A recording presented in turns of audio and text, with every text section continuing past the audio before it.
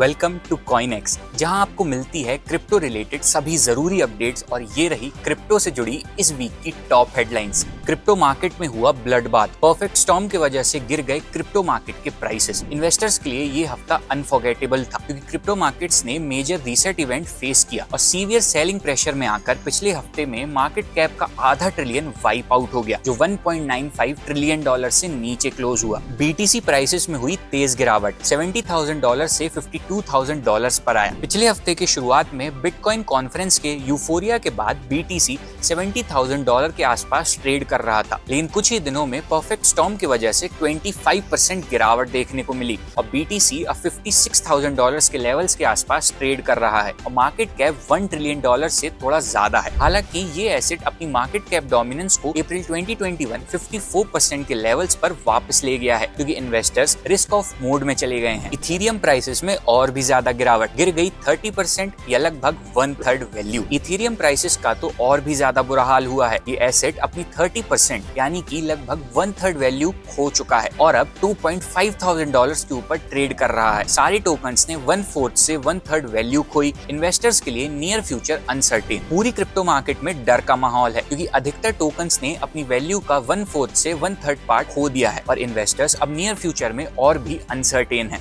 लेकिन crypto market को हिला देने वाले इस परफेक्ट स्टॉर्म के कॉजेस क्या हैं? डिटेल में समझते हैं। Impending US recession. इस बार का यूएस एम्प्लॉयमेंट डेटा शॉकर था, जिससे इकोनॉमी काफी स्लो हुई और एक्सपेक्टेड से बहुत कम ही नए जॉब्स क्रिएट हुए हैं। पहले से डाउनवर्ड रिवीजन के साथ स्लो डाउन गेनिंग मोमेंटम में है और फेड को अब एग्रेसिवली रिस्पॉन्ड करना पड़ेगा। End of the JPY carry trade. Bank of Japan ने सबको सरप्राइज करते हुए इंटरेस्ट रेट को 25 बीपीएस से बढ़ा दिया, जिससे decades old lucrative JPY carry trade खत्म हो गया। अब इन्वेस्टर्स के पास ग्लोबल एसेट्स बेचने के अलावा कोई चॉइस नहीं बची है और प्राइसेस अक्रॉस द बोर्ड गिर गए हैं। Jump unwind. Although rumoured, on chain evidence ये दिखाता है कि जेपीवाई कैरी ट्रेड ब्लोआउट ने जंप ट्रेडिंग को सीवियर शॉक दिया है। लिक्विडिटी मेंटेन करने के लिए उन्होंने लगभग $500 million worth of ETH force sell किए और अपनी होल्डिंग्स को स्टेबल कॉइन्स में कन्वर्ट कर दिया। Democratic comeback in US elections. Polymarket के अकॉर्डिंग डेमोक्रेट्स के यूएस इलेक्शंस में कमबैक के चांसेस बढ़ गए हैं, increasing the popularity of Kamala Harris